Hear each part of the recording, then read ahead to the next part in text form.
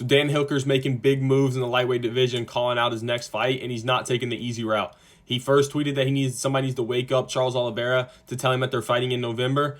And then he followed that up with, on a side note, Armin's a bitch and he can get it too. Daddy's home.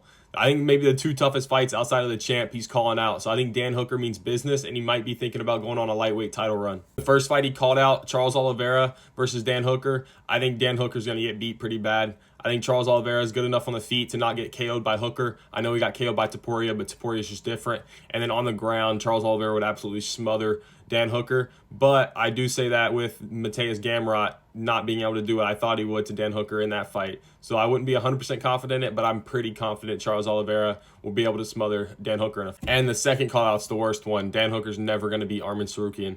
I think Armin's the boogeyman of the lightweight division. I think he has a solid chance to beat Ilia. He might be the only person that has a chance to beat Ilia. And I think Arman Tsarukyan would absolutely dominate Dan Hooker, and he'd probably ground and pound his head through the canvas. So I wouldn't want to see that fight for Hooker. I think Oliveira versus Hooker would be a lot more competitive, a lot better of a fight than Arman versus Hooker.